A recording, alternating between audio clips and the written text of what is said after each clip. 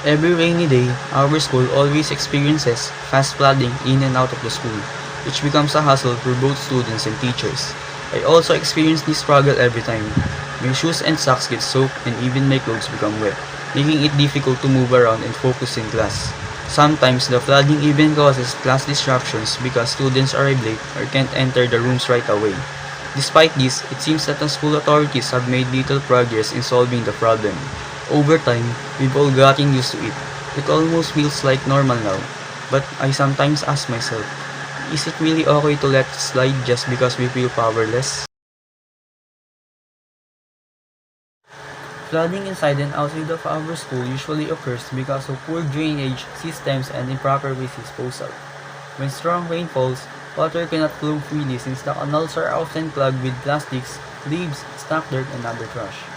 The school, specifically our town Angono, is a low-lying area, which causes the rainwater to build up quickly.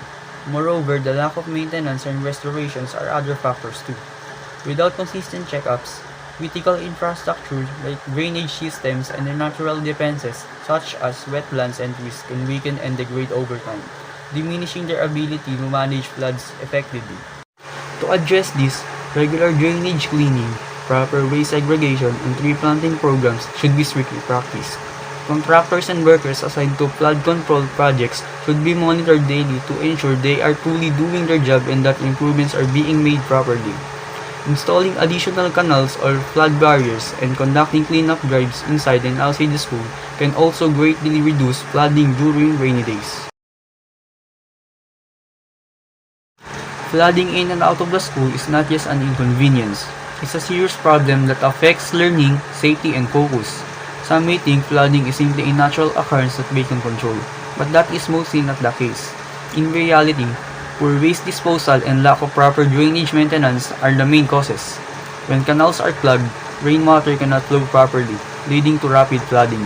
The school and local government should take stronger actions, such as cleaning and repairing drainage systems regularly. Proper waste segregation must be practiced by everyone, not just janitors or maintenance staff. This nuisance should no longer be seen as a problem we simply endure, but as an issue we can solve through cooperation, discipline, and goodwill. By properly managing waste, regularly cleaning the drainage systems, and maintaining canals, we can greatly reduce flooding and its disruptive effects on everyone. These steps may seem small and gradual, but if done consistently and together, they can bring lasting positive change. We must continue to trust our officials and local government to take the lead. And with everyone's effort and sense of responsibility, we can build a safer and more resilient school environment. One where students can focus on learning without unnecessary disruptions.